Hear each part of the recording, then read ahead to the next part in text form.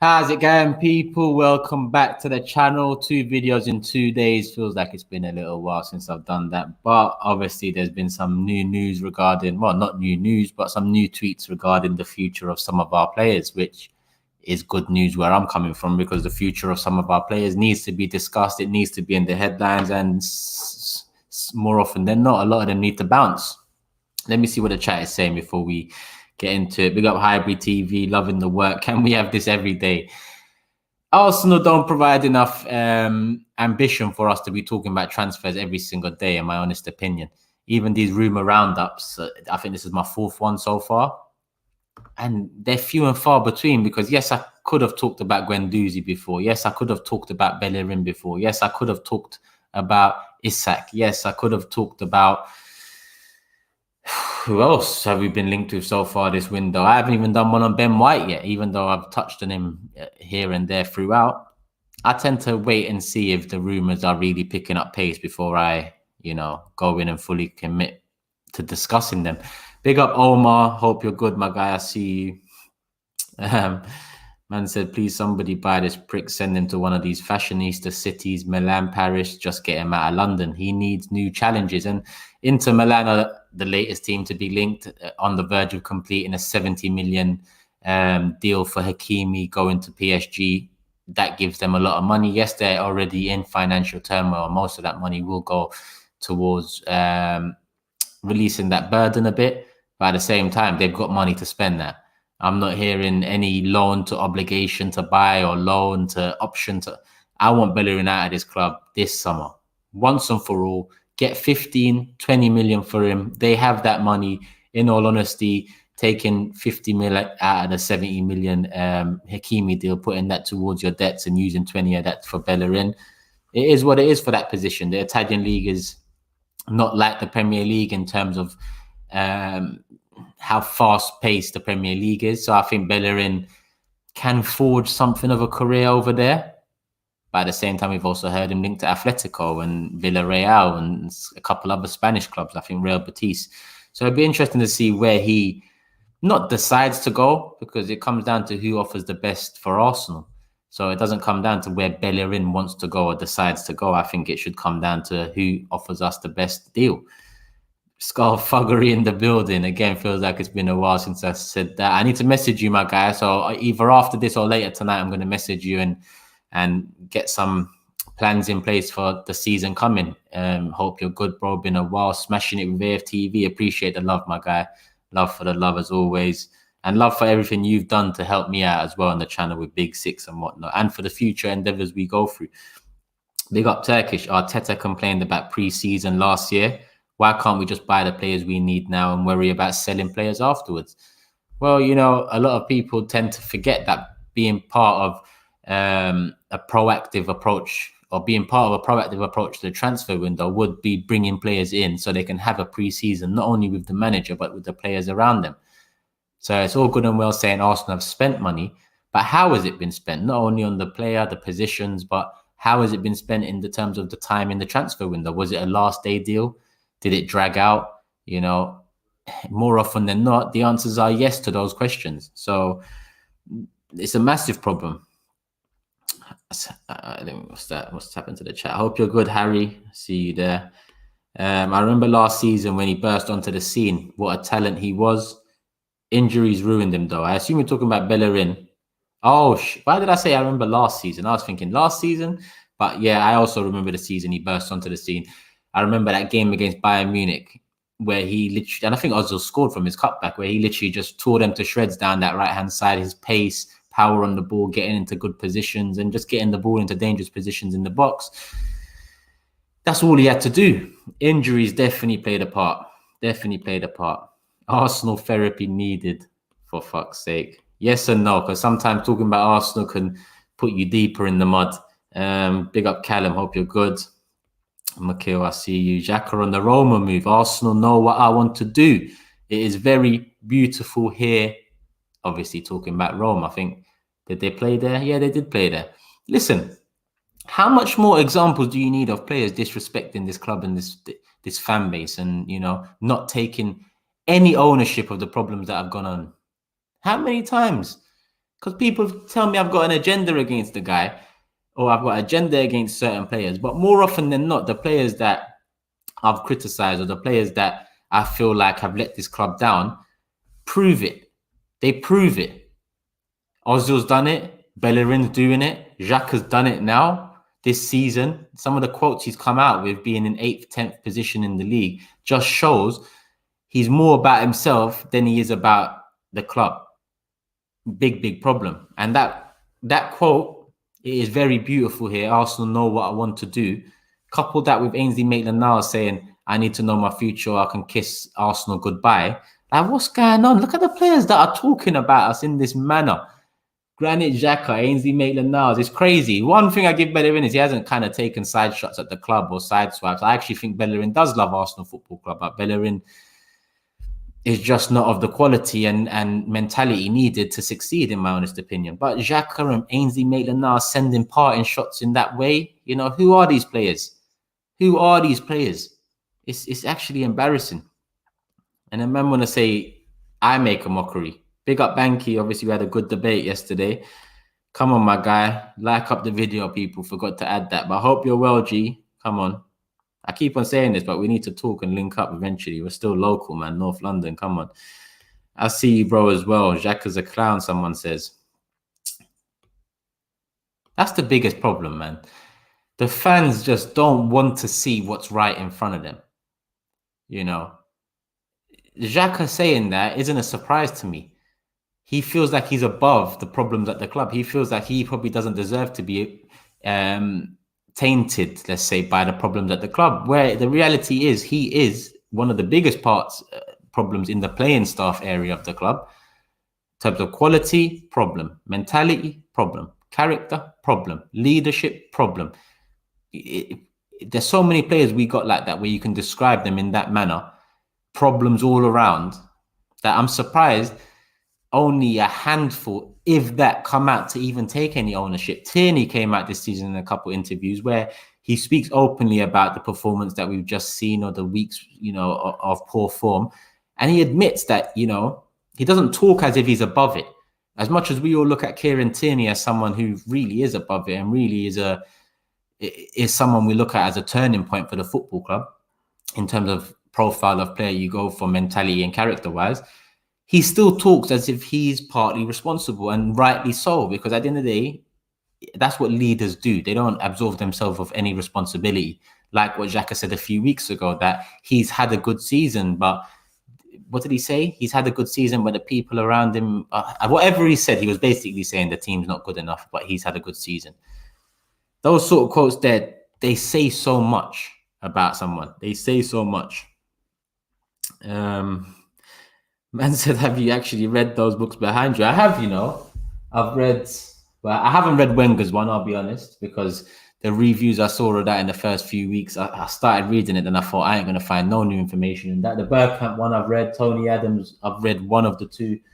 Al Pacino's I've read, Muhammad Ali's I've read, Roy Keane's I've read, Che Guevara's I've read, Jay-Z's, not all the way through, but that's not really a book. Yeah, I've read most of them there, man. Reading's good for you people, trust me, especially in this age of technology. Sounds good, bro. DM's always open. On Bellerin, I feel like his pace getting stolen by injury just destroyed the confidence in his own game. That said, has to go for us to start building back. Yep, 100%. Confidence is a major thing for Bellerin. I think look, taking myself out of the Turkish perspective and being let down over and over again. Like I said, when Bellerin first burst onto the scene, I was arguing with other fans saying he is a quality right back and he's going to be a good right back. That's why, you know, yes, he's let us down. There's been reasons why he's let us down. That's out of his hands and our hands and whatnot with injuries. But at the same time, holding on to some of these players is what's done Arsenal wrong. The value's gone down. Some of them have left for free. It's never worked out for us, the way we handled Diaby, the way we handled Van Persie, the way we handled Fabregas, the way we handle Ramsey, Sanchez, Ozil. It never works out. That's why I'm so glad Tierney's got a new contract now, because actually that's one of the first signs that the club know what they're doing. Tierney wasn't close to the end of his contract, but he's well, I say he deserves one, but obviously injuries can be debated. That maybe we need to see. But we put in an offer, knowing that he's got time left, but you don't want him to go into that time, and then the power goes into his hands essentially, both value wise and seeing his contract out.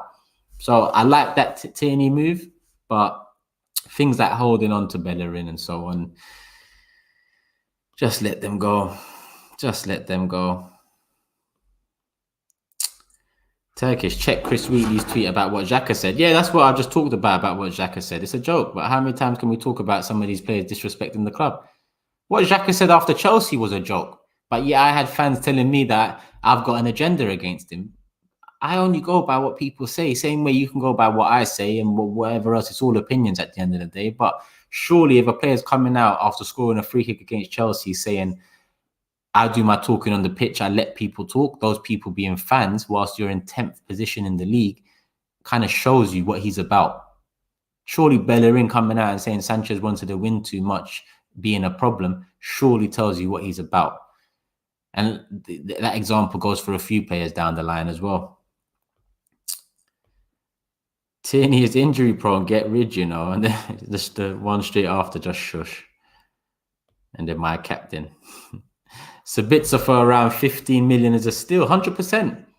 Sabitzer, 1 year left on his Leipzig deal. We need 3-4 new central midfielders in an ideal world. Why not? He's played at, I say the highest level, but he's playing in the Euros now. He's played Champions League football. He's been part of a good attacking side, a good progressive side, good in transition. He's been core in that middle. So for me, Sabitzer would make sense. But at the same time, do Arsenal make sense? Not really. Surely Sabitzer was someone you'd like to go in for before the Euros, before he catches a bit of attention. But Arsenal don't do things the easy way. So thoughts on Camavinga to United? I don't even want to think about that. Arsenal fans have been telling me for the past few weeks that we should be going for him and we can go in for him. And then all of a sudden you hear Man United. That, listen, that's just typical. That's why I don't really run away with any of these rumours and think anything of it. And that's why I remain pessimistic about them all. We all thought we were going to go in for Basuma this summer. We go for Lakanga. And what did the fan base do? Not realise that the club are actually not going for the player that they probably want and going for a cheaper alternative. Instead, bigging up the profile of Lakanga, which is fair enough. He might make it, but I'm not sure how many Arsenal fans watched Anderlecht over the past 2 seasons to know really what he's about, to talk with your chest about a player. It's mad. It's mad. Where are we? Who you got winning today's games? Who is it? Holland, Czech Republic. I've got Holland for that one. But you know what, Czech Republic, it's going to be a tight game. I think it'll be a tight game. Unless Holland score first and early, I see that being a tight game, but I think Holland will see it through. And who's the other one? Belgium, Portugal. In all honesty, I want Belgium to win. Portugal can do it, but I want Belgium to win. Where are we? Thoughts on Çalhanoğlu to Inter? Well, AC to Inter.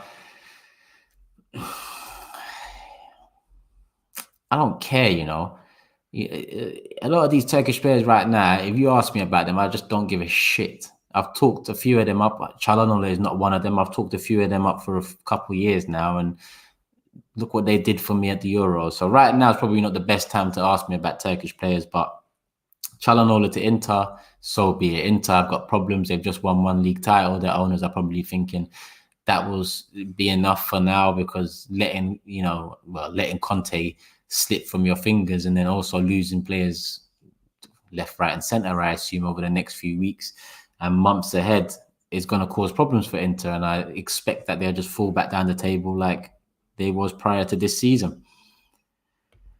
Big up Turkish. How many signings do you think we need to compete for top 4?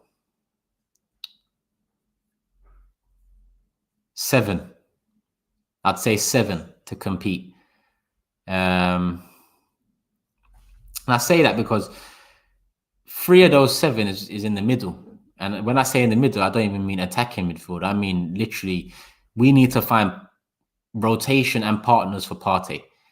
So in an ideal world, it'll be Partey and 3 new midfielders, 1 central midfielder, 1 DM, 1 a bit more box to box, maybe to rotate a bit more at Partey. So 3 central midfielders, Then I'd bring in an attacking midfielder who can come in from the left, maybe. Actually, yeah, an attacking midfielder that can play on the left, because if you look at the right side for us, we've got Saka and Pepe. So that's 4 signings. Then you need a right back, that's 5. Then you need a backup left back, because backups are important throughout a league season. So I'd say a backup left back, not so much a backup goalkeeper to compete, because more often than not, your goalkeeper does see out a season, but it can cause big problems if he does get injured and you don't have an adequate backup.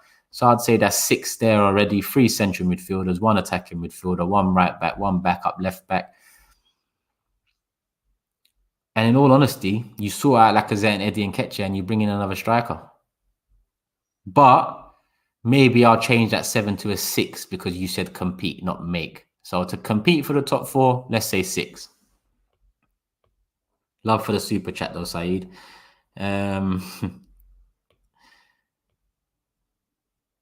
Let's see. Turkish, check Saliba's highlight reel from last season at Nice, and then check Ben White's. Ben White is levels above Saliba and his reel is in the Prem. Saliba is well overhyped. But what is a highlight reel, my bro?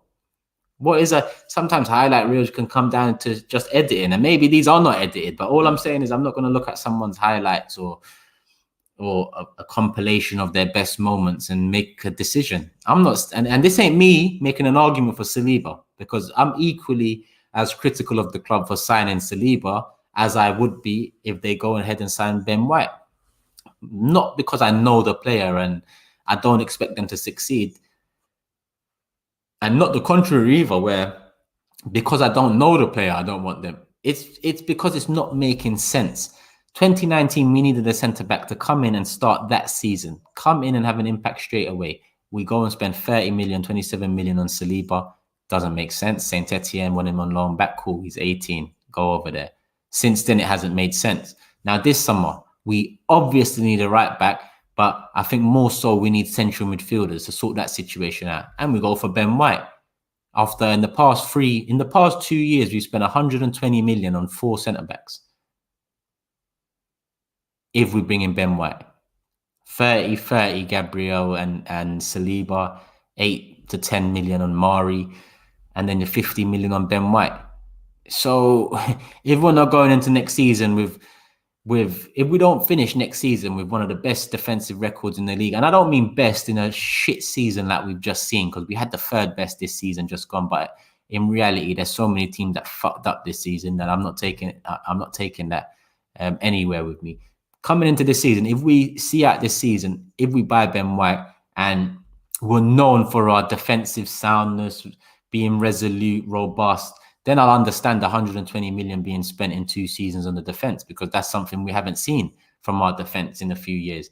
Being robust, being aggressive, being able to play out the back well in pressure situations. Fair enough. But until I see something come out of this spending, it's not going to make sense.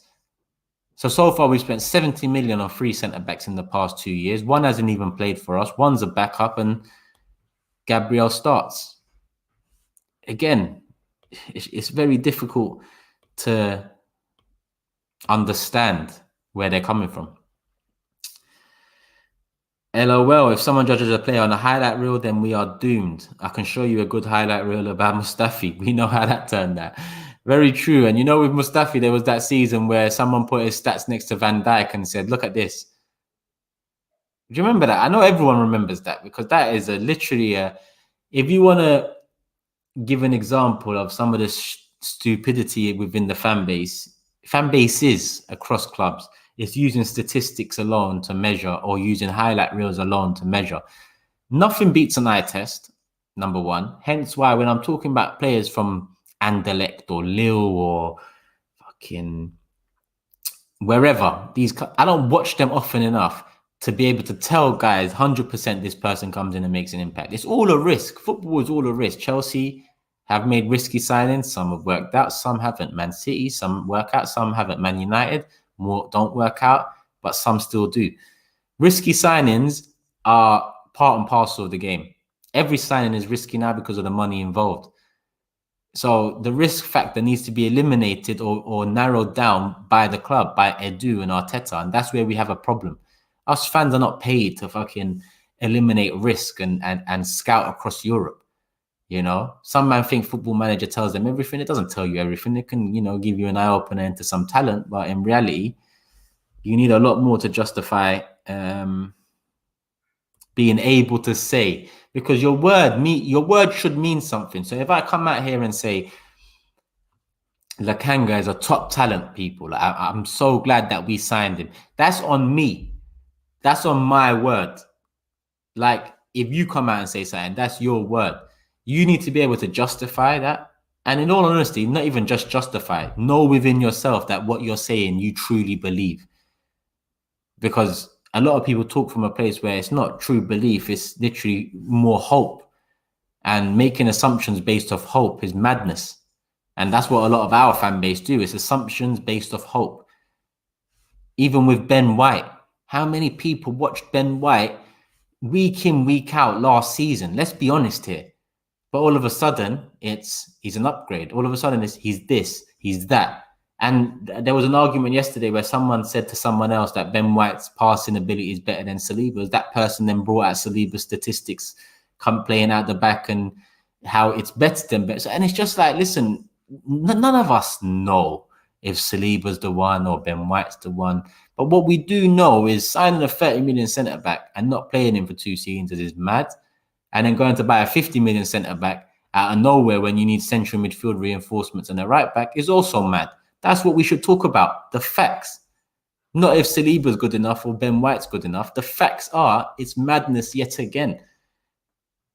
It might not seem similar to the Willian deal, but it is, because the Willian deal was madness. And again, if Saliba comes in for 30 million and goes out 2 years there not having played, and Ben White comes in for 50 million, that's a madness that goes into the same basket of madness that Willian's in, giving Luiz a year extension is in, giving Ozil 350k is in, letting Ramsey and Sanchez pretty much go. All of that is just madness. It's a shitload of madness in a bucket. It's all the same. And that's what I want people to focus on, because that's what sucks the hope out. People ask me on News Daily and my chat, like, why are you negative? It's not negativity. I look at what the club are doing and I base it off of that. Now, if I talk about Kieran Tierney's contract, well fucking done. Amazing news. But one piece of amazing news ain't gonna fucking, you know, blind me from all the shitload of negative news that comes out of the club. There was Kostafi too. Imagine Kostafi. I haven't heard that in so long. Ginny says Turkish White would be good because he can play centre back, right back, and DM. Ginny, I've heard that. And with that, I get it. But again, remember, I'm not saying that White will not be a good signing. What I'm saying is the club really don't seem to be filling me with hope, because I just don't get it at times. And this still would add to not getting it. Now, Ben White might come in, be the next Tony Adams. We all love him. The next captain, we love him. 10 years deep, we win a couple league titles. He's part of it. Cool. That's cool. He might come in and be our DM. He might come next to Partey, release Partey, and Partey might be the box-to-box midfielder we've been craving for and hoping he would be. Maybe that. Or maybe he's an inverted right back that comes in and, you know, he helps the team in transition. He slots in when Tierney bombs forward and it becomes a... Maybe that happens. That's all good and well. And that is all part of the risk in signing anyone. Anyone. But what are the club doing? I don't think any of us really know. Don't forget, we went into this transfer window bidding for an attacking midfielder. And then we went to a central midfielder. And then we've gone to a centre-back. So after the centre-back and apparently the central midfielder, we need to sell players. Having highlighted we need an attacking midfielder already, I assume we'd go get one later on in the window. But when are we going to highlight we need a right back? When are we going to talk to Van Arnold about the left back position? When are we going to fit? Because someone asked yesterday, Van Arnold left back and Sergio Romero as backup goalkeeper. Yes, you'll take them for free, especially in the position we're in. Just don't get bent over for contracts and leave yourself open to, you know, eliminating some of the risk with maybe the years of the contract involved. But you could easily get these deals done. And then it gives gives us fans somewhat, okay, you know, they've added depth at left back, they've added depth in goalkeeper, they've saved a bit of money, they're great news. I think majority of us would take either Van Arnold or Romero as a backup, either. If that meant you're going to fix the other 4 positions with proper finances. I see Mr. A saying, fuck Sergio Romero, get Onana. If Onana's price is rumored to be around what it is, then of course that makes more sense, because Onana is someone that could definitely fight for and take the number 1 position away from Leno. Whereas I don't see Romero really doing that. But all I'm saying is I need to see it make sense. And again, in this transfer window, it hasn't. It just hasn't. Let's see what's going on here. Let me go back up the chat because I've just been talking too much. Over-reliance on stats in football was one of the worst emerging trends over the last 5 to 10 years. Back before 2010, it was just goals, assists, clean sheets. The rest was all eye test. Very true. Very true. I've said it before. I feel like stats and sports science have pretty much ruined the quality of football. And entertainment. Quality and entertainment for me come hand in hand. Yes, it might have been opened up to more of the world and more eyes watch now, but it just doesn't have that same feeling. And only the people that kind of grew up in that generation know what we're saying. Otherwise, we sound like old men that are just talking about, oh, in my time, it was enough. It's not that in my time. It's literally, I look at football now and it's very, Fabregas said, robotic. That's how I see it. You know, it's all athleticism. It's all, everyone needs to be an athlete, from the goalkeeper to the striker. And I grew up on some legends that were so far from being athletes. They were more close to being alcoholics than athletes. And I'm not saying that in a derogatory way. I'm just saying the reality of the situation a lot of players found themselves in, but they still were legends. They were still loved. They were still, you know, supported no end. They're still said in the same breath with some of the legends we have around the sport now. You know, some of those legends wouldn't even pass a fitness test in the modern day.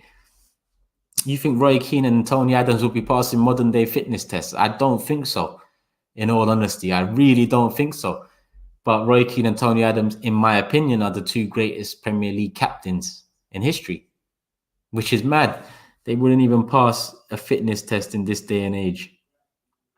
Neymar's the last of a dying breed. Yeah. But I say yeah, and I was about to say but you see Brazil, kind of look what's happened to them. Brazil were known for always creating talented quality side, and even now all of a sudden they're not even what they once was. They're not creating the same level and quality pool of what they used to. I only trust in XG because it's a team stat. XG, I guess, is expected goals because it's a team stat. Expected goals. Fair enough. I guess that one you can use to form an argument, but at the end of the day, you can't use XG to justify something, because stats and it's just paper, or it's just text, it's just data. When in reality, who's to say what's expected and who's to say what's not, if that makes sense. When we look at VAR, for example, VAR should really be a lot better utilized in the Premier League, but the people making the decisions make it look a mockery. So when you have people like that making the decisions or looking at them, it's very different. So same with stats. I feel like who tells who what's expected and what's a real chance and what's a key pass and what's a real assist and how many touches should someone take before the assist is cancelled and all of that, you know? So I get you. But at the same time, again, I feel like there's just too much of it. I can't understand how such a big business handles business so poor. It can't be intentional. It's incapable and ill-equipped. Remember the days when we was told that we're run as a good business? Remember when we were saying, well, I say we because a lot of us agree and we have agreed for a long time. But remember when a lot of us were just like, what good business doesn't foresee that in the next 10, 20 years, we're going to lose a chunk of our emerging fan base because it's going to be difficult for the younger generation to, you know, become, you know, close to Arsenal, let's say. I said that early on in AFTV that we're going to lose fans in the next 5 to 10 years. And it's happening. It's happened. When I was growing up in London, there was only, you know, well, I say only, especially in North London, really in London, there's only one team to pick. Yeah. Now, in all honesty, growing up in London, there's a couple. There's one that's definitely been in bigger and better situation than Arsenal over the last 10, 15 years, and that's Chelsea. And there's one that's been in and around the similar levels of Arsenal, and that's Tottenham over the last 5 years. I say in and around similar. They've even done better than us, to be honest with you. But growing up is not the and supporting a club is not the same. And I know there's a worldwide demographic of fans out there, but when your core fan base is built off of London and obviously being a local club, and local fans are being lost, imagine what worldwide is happening. What's happening to fans in Africa? What's happening to fans in Asia? What's happening to fans in Australia? More and more clubs become an option because, okay, in London you have a few clubs, but then you have a lot of Londoners that support Man United because of Man United's dominance in the 90s. Now you're going to have a lot of Man City fans in the next 10, 20 years because of their dominance. You know, at the end of the day, a lot of people like to say glory hunters and this and that, but glory does bring history, and history does bring culture and traditions, and it all kind of works hand in hand, isn't it?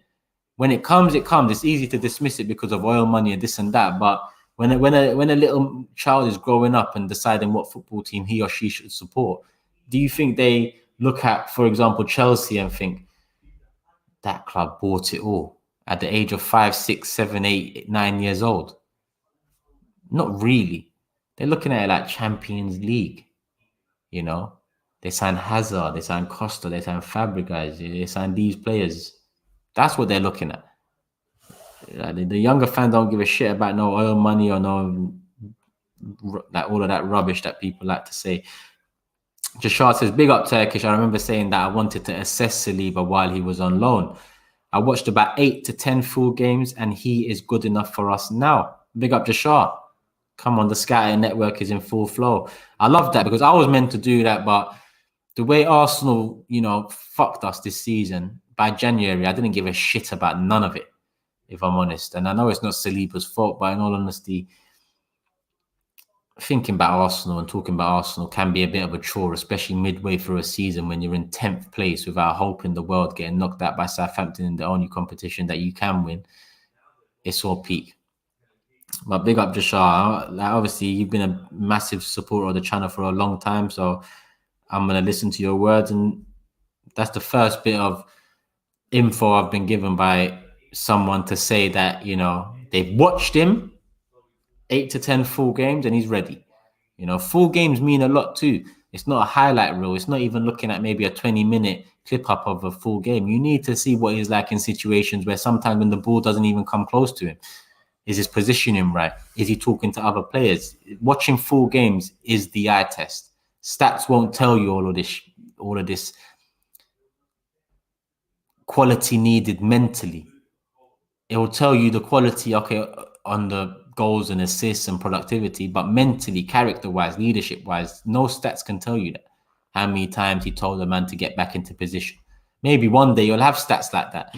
Saliba told someone to get back into position 26 times in the game compared to Van Dijk saying it 42 times. Maybe you'll get that one day, but that would still not mean anything because the eye test is the only way to form a true opinion and be able to put your name and word to it.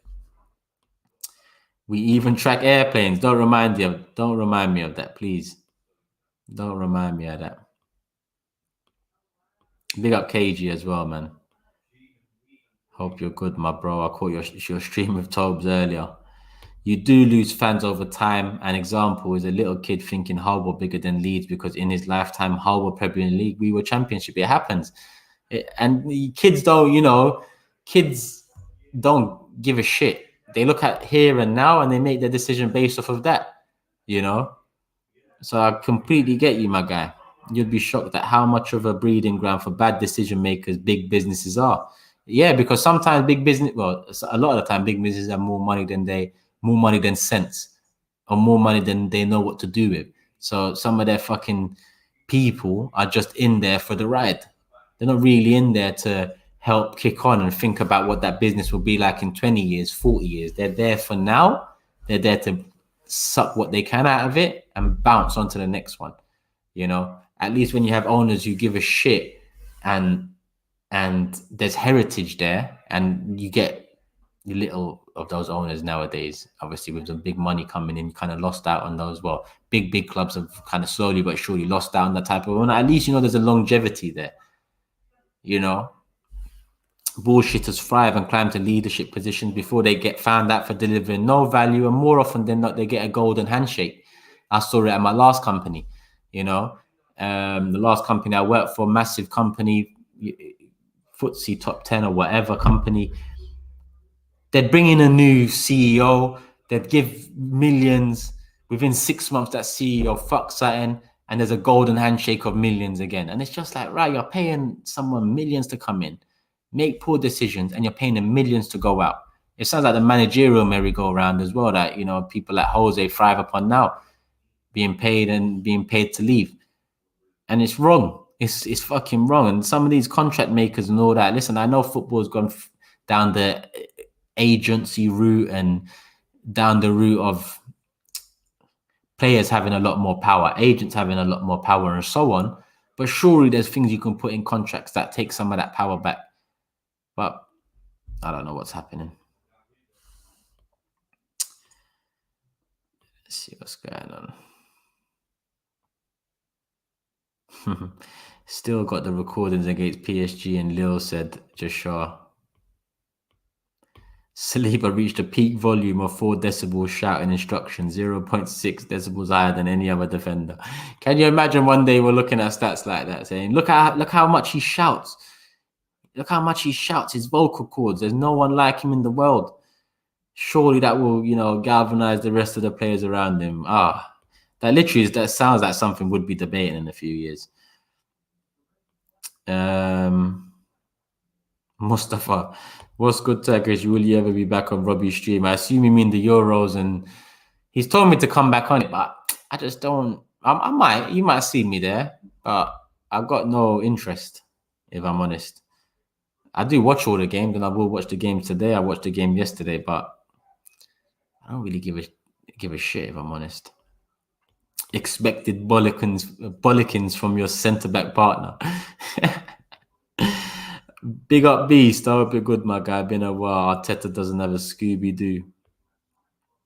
How many people you got here? 650 people here. Make sure you guys hit the like button if you haven't already. Get it up to 500 at least, people.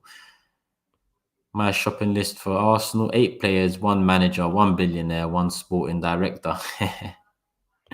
When is the Big Six on? The Big Six is back on Wednesdays, 10 p.m. It'll go back to Mondays and Fridays when the season starts. But for now, there isn't enough to talk about. And I don't like continually talking about bullshit transfer rumors and stuff. So once a week we'll do up until the new season starts. And maybe we even take a break in between there. We'll see. Where was we? Because I just see Ben say something. Turkish. Remember everyone overhyping Awar because of that chat. Yeah, do you remember that? Literally off the back of that Champions League game against City, the fan base went mad. He wasn't even good in that season, which I can't. Like I said, the eye test is the one. But if your stats ain't even speaking, yeah, then it's hard for even the eye test for me to even want to go over and see the eye test. With Awar, I saw him in the Champions League against Man City. He looked good. But not 50, 60 million good. Not change around Arsenal's midfield good. But based off of that 1-2 performance, Arsenal fan base went mad. Wanted him. No end. He wasn't even good in that season. And dreadful this season. This season, I looked out for him some more. Again, when Arsenal suck the life out of me, I don't really watch football from other clubs and countries. Beginning of the season, I looked out for a while because we was linked to him and I thought we'd go back in for him January or the summer after. And from what I saw in the first 2-3 months of the season, up until Arsenal started getting bent over in October, he was injured for a little part of it, but it wasn't great. It wasn't great. And then you look at what he's done throughout the rest of the season and it's not great. Arsenal fans blindly want him without watching him. Fans are reactionary after one game. Turkish, I think we should stop going after these expensive players and go for bargains. It's a mix. If you go for expensive players, it should be, you know, major pieces of the puzzle, and with other areas, you should be shrewd. I look at Liverpool and Klopp. The way he was shrewd with Mane and Salah and a few more signings here and there, but with Van Dijk and Alisson, it was nothing shrewd about it. It was, here's the money, take it and go. That's how you do it. Super chat just come in. Rich says there's nothing to add that hasn't been said. This manager and board are killing the youth for the purposes of their deals to go through in the likes of Willian. And anyways, big up Mag. Oh, killing the youth for the purposes of their deals to go through in the likes of, well, even the youth thing at Arsenal, as much as we've got a good talent, a good pool of young talent at the club, I feel like we're craving some sort of a dream that we'll have like all the young talent from Hayland come through and, you know, fucking be the next Tony Adams, Lee Dixon, Winterburn, Bold, Keown, Seaman and all that. Like, it's a football's changed a lot. In all honesty, we should only have 2, max 3 18 to 20-year-olds in and around the first team setup. Max. Like, if you want to go on to compete and get into the top positions, you need to have good experience around players going into their prime, players in their prime, players that are just coming out of their prime. You need a good mix. But yeah, big up Rich though. Love for the super chat. And the manager and the board are just killing everything. I wouldn't say just the youth. The Dumfries, Dumfries scores a couple goals. Everyone wants him. Awarded 96 on FIFA career mode. Probably why I stopped playing FIFA a long time ago, because it was just moving mad. There ain't no 90s. Listen, Award ain't on 90. Let's see. One sec. Where was we? I just saw a comment here, but I just lost it. Man said, fuck FIFA. If 250 million isn't true, so we just stop asking if, because there's no truth in that. I thought Mane was shrewd, because I don't think anyone saw Mane as the player that he's grown to be at Liverpool. He was a good player, don't get me wrong, but I think that if you look at the price they got him at and the output they've got from him, that's a shrewd signing in my opinion. It's not like they bought a youngster, improved on his value and won a couple things. That, yes, they have only won a couple things in terms of Champions League and the Premier League, but they bought him when no one else was really interested. And when you look at what Mane's output's been in those title winning and Champions League winning sides, massive, worth a lot more than what they paid for him. So for me, I think, it's shrewd in hindsight, you say. Yeah, but I think that's unfair as well, because hindsight is the only time is the only thing that can tell you whether it was shrewd or not. I don't think someone can, like, let's say for example, Kieran Tierney. Yeah, a lot of people said last season or the season before, sorry, that's a shrewd signing. Now I wouldn't say that yet, even though I've got high hopes in Kieran Tierney, because Tierney's injury record over the last couple of seasons has stopped him from becoming a focal point and the leader we need and the stable body we need in that position. Now, if he kicks on in the next 2 years and he becomes first team, well, not become first team, but he's consistent in the first team setup, 40 games a season, becomes captain, then yes, it was shrewd, because time will tell you that. But in the next couple of years, if Tierney has more injury problems, if he still plays 20, 25 games a season and it just doesn't work out, then that signing wasn't really that shrewd after all. So in my honest opinion, I think the only time will tell if it's shrewd or not. But which again, true on them expectations part, but it's my belief there's more than what meets the eye when this board gags down a Willian deal, which doesn't make sense. Yes, because that Willian deal, firstly, that Willian deal was done pretty early in the window, which just tells me that even when you ask these men to be proactive with something, they don't have a clue. How can you be proactive with the signing of Willian and not go into this summer, for example, and sign a Van Arnold, who's free, who's played in the Premier League, who's an international player, and who, in all honesty, will be a backup in an ideal world. But you go for Willian last season when you've already got Pepe, you've already got Saka, you've already got Martinelli, you've got wingers there that all Arsenal fans would prefer to start above Willian. It's just crazy. It's just crazy. Big up Yanis as well, my guy. I hope you're good. Good to see you, Maggie. It's been a minute. It has, man. But Yanis, you got my number, my guy. You can message me anytime. So feel free, man. Feel free. I don't believe journals. I just listen to my peeps working at the club. That's fair enough. Have you heard any news for us then? Is there any news coming from the peeps that have worked at the club? Willian was our only attacker. You say attacking, and I don't even know if we can use that word with Willian signing as well. Fucking disgrace. Even though he got the most assists for us in the season,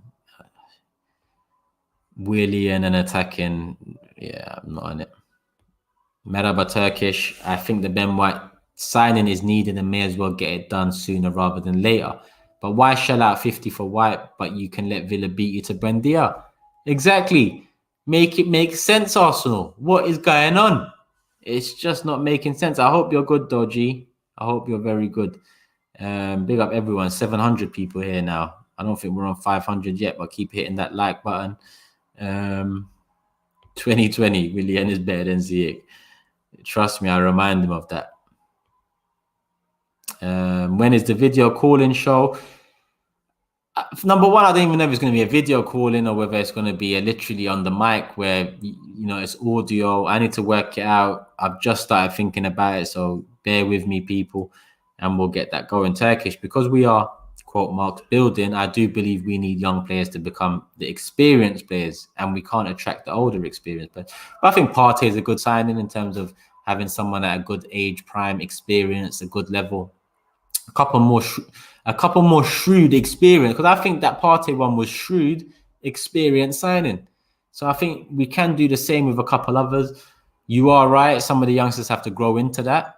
But at the same time, I think that we have the capabilities to be shrewd amongst the experienced players too. So I agree. And I think, who have we been linked to this summer? No experience yet. So we'll see what happens with any experience signings. All I've heard is Holden is part of the leadership group. I don't know what leadership group that is, but let's hope it's not the dressing room leadership group. Why are we paying premium price for a player with no competition? Who else is in for White? Make it make sense. Trust me, my bro. Who else is in for White? This club is so backwards. It's crazy. Ben and William fell for it. Sorry, I just got caught up. What's that, Keith? Arsenal is like a man who wants to haggle over the price of a Mars bar in Tesco's. Arsenal will haggle over everything. Everything. We might lose out to a prime target because of 4 mil and then go sign a plan B for 10 mil more. That's the sort of things Arsenal do.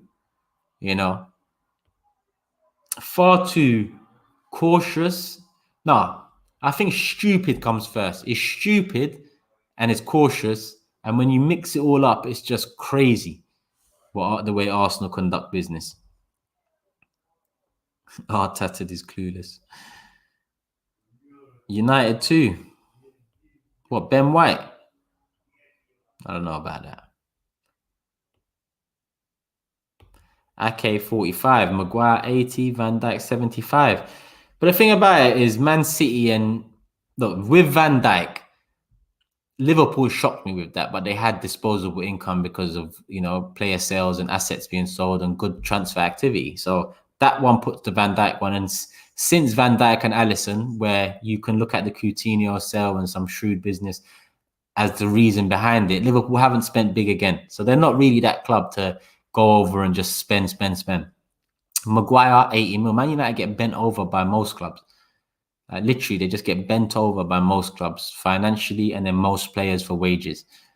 That's just the way it is for Man United. And then Man City, although they don't really get bent over by clubs, they tend to go in and offer an amount that a club can't refuse more often than not. I think when you look at 50 million sterling, they was laughed at. 50 million De Bruyne, they was laughed at. 50 million Stones, okay, fair enough. That one hasn't really worked out like they would have hoped, but they was laughed at the time. But when you come a couple of years later and you look at those price tags and you think they made sense. Arsenal are not Man City, Man United, and we don't have the assets that Liverpool sold to say we're Liverpool. So as much as we're a big club, these clubs have seen us embarrass ourselves in the transfer window. They've seen us lose out to Aston Villa for a couple mil on Buendia. So why would they now go and dig their heels in about a 50 million price tag? And I don't know. I don't know what's being said behind closed doors. I don't know what's going on. I don't know how important Ben White is to Arteta's plans, Edu's plans. I just don't know. It's hard to tell you guys my honest opinion of it all when I just don't know even whether this guy comes in to be centre back, right back, or DM.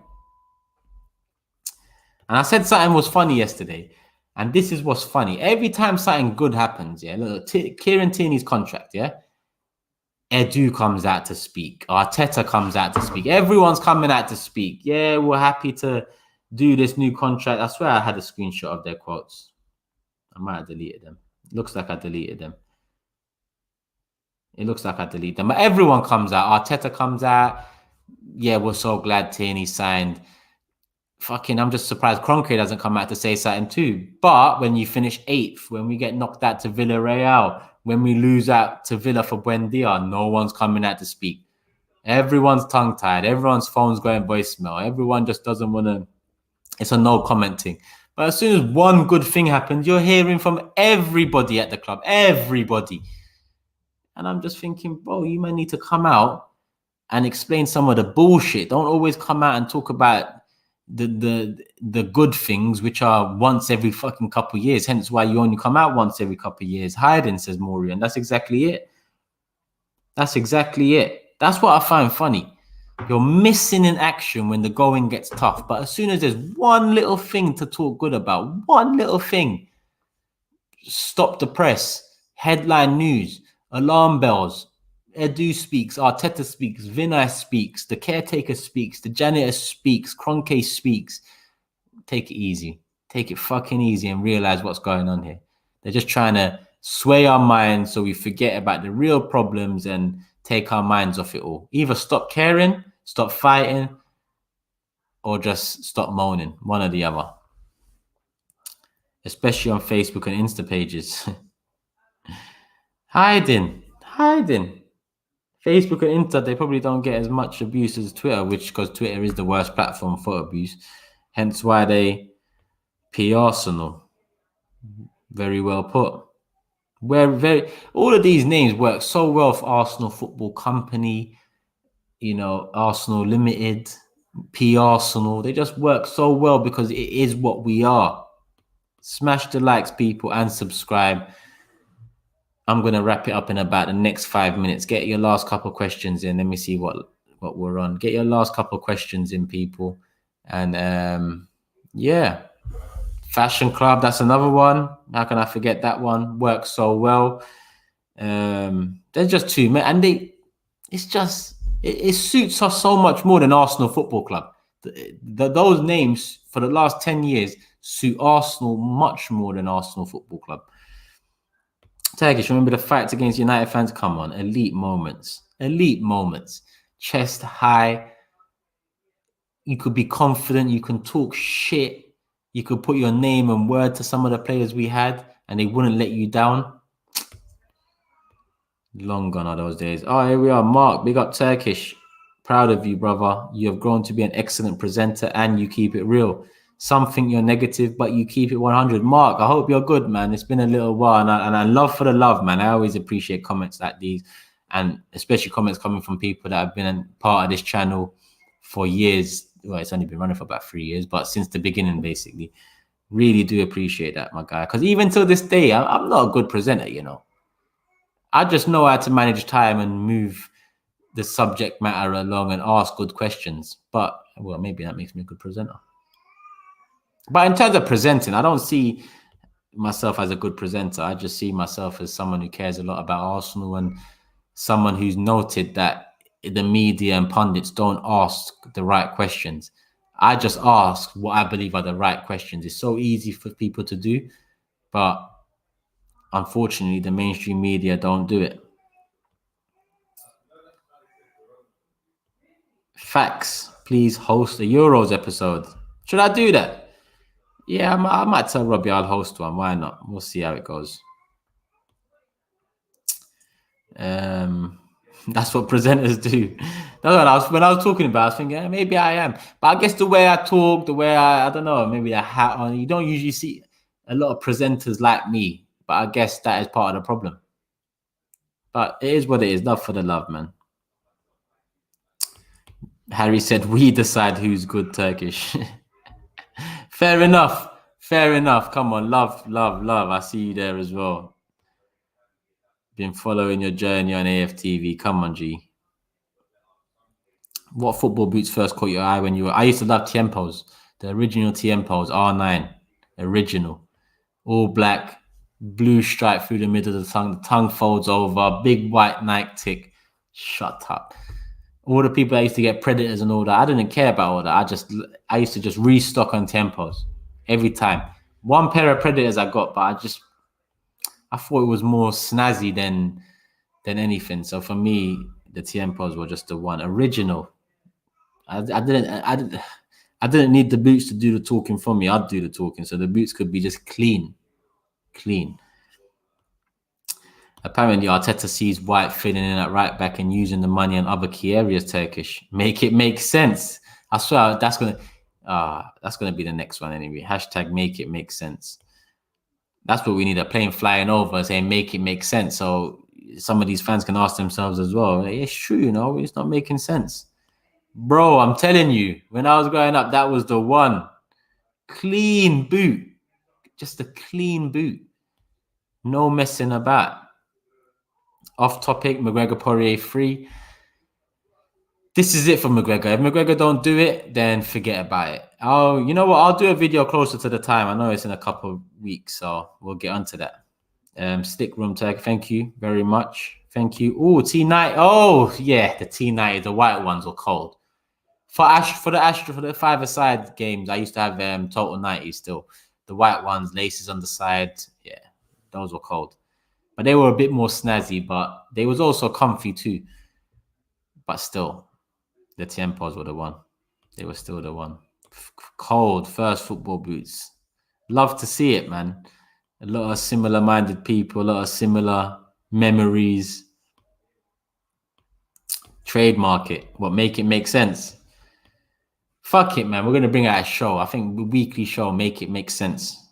That's what I think we need to do. I had to get onto the editor and designer, make it make sense intro, make it make sense logo, and we'll get into it. One day a week, we just talk about stuff Arsenal have done in that week that make no sense. And I'm sure once a week won't be too much because Arsenal, even throughout the season, do things every week that don't make sense. Adidas Coppers. Yeah, nice. A nice boot. But again, literally, when the Tiempos landed and then the total 90s landed, I just didn't get enough. The Tiempos were in terms of studs and molds all day, every day. I just used to buy one after the other. And then total 90s came about and Astro, that's what I just used to buy. Different colors, blue one, black one, cool. But the white ones were my favorite. Aside from that, it is what it is. Lotto, Luca Toni boots, says Yanis. Oof. The golden white Tempos, Ronaldinho. Memories.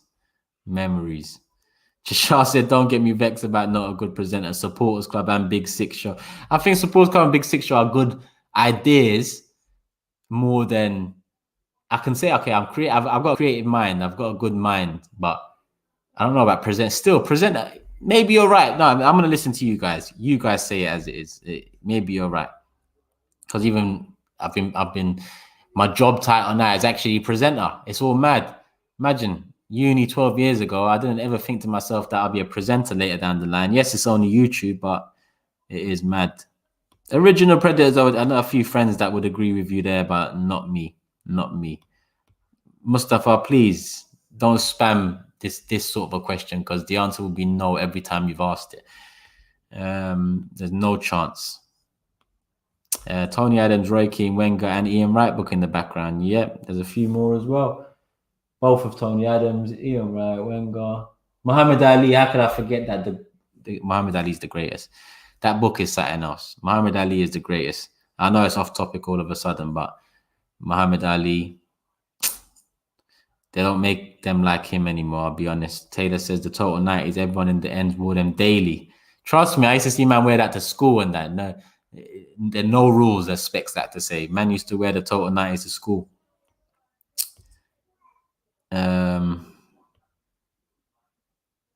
Episode 201 of Make It Make Sense. That is very true, you know. That is very true. Let's see what, Jake, those public speaking courses are valuable. Is that, what do you mean? Like, what do you mean? As in, I need that? I don't know, man. Make It Make Sense could be a 100-year question with Arsenal. How long? We're an hour in, people. We're going to call it a day. Have I missed anything? No, we'll be back again anyway. Maybe tomorrow. We'll see what comes out by tomorrow. If there's any new news, then we'll get into it. If not, it is what it is. Make sure you guys hit the like button before you leave, people. Get it up to 500 at least. And if I'm back tomorrow, it'll probably be between 1 p.m. and 3 p.m., something around that. So keep your notifications on if you haven't already. Subscribe if you haven't. Big up Jamsey, Guna, Vettel, Ben. I see you all. Omar, Taylor, Dupe, Yanis, Ayub. Come on, man. Love for the love as always, people. Jashar. I'll be back again tomorrow. I'll make sure I bring something. Since there's no big 6 till Wednesday, I'll be back tomorrow, people. We'll talk again. Love for the love. Take care, people.